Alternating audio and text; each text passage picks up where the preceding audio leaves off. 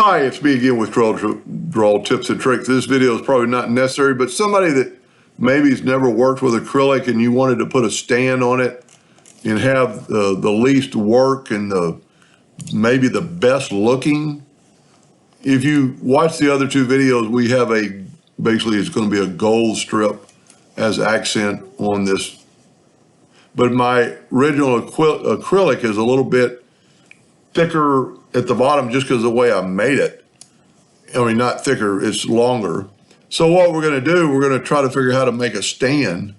So we're going to go from that node to that node, and we're 1/2 of an inch because that's what I contoured. So to make a stand equal to that, we're actually going to move all this garbage out of the way. I mean, not garbage, but we just want this. And I'm going to make a stand. And I am going to lock my ratio, and I'm going to put a little bit of corner on it, kind of like that.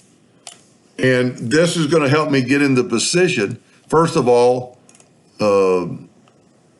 this should still be in the center of the page, which it is. So I'm going to hit P, put this in the center of the page, and then start moving and hold down the control button. And you could do it mathematically to make sure it's right there in the center. Then all you need to know is what size, how thick is the acrylic?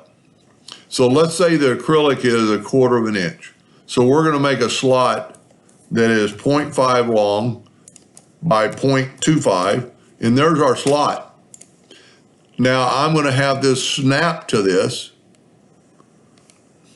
Okay, I need to unlock my ratio, put it back to 5.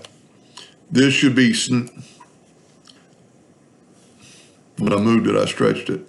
Get the 4-point cross, hit the plus key on your keyboard, put it there. Now we're just going to move this out of the way. There is your slot perfectly. Now it's not in the center, but once we have this part, we can control G. And because this is just a piece by itself, we can hit P. My indexing line is not in the center, evidently. So now your slots are actually in the center, and they're the right, one way you can always measure with the Smart Fill tool, fill that in with the Smart Fill, and you've got 1/2 inch wide by 1/4 inch. And what's going to happen is that's going to, if you remember what the original piece looks like, it's going to fit down in there. I guess I deleted that other one or put it way over here. So that gold trim is actually going to sit kind of on top. I hope that made a little bit of sense. But that's how I would make a stand. And that way everything's centered and everything's going to be perfect. And that is going to sit down. And let's do this. Let's just make another one real quick, because that's the same. You know what? We can still use, let's tell you what, let's go left click, right click, and we'll put P. And that's what it's going to look like. And if you remember that, so that piece is a little bit longer. So that's going to fit down in your hole. And we should be able to move that up like right there. Tell you what, let's group this together. Tell you what, let's move that down a couple of times, move our gold down a couple of times. Let's group this together, Control G, let's P.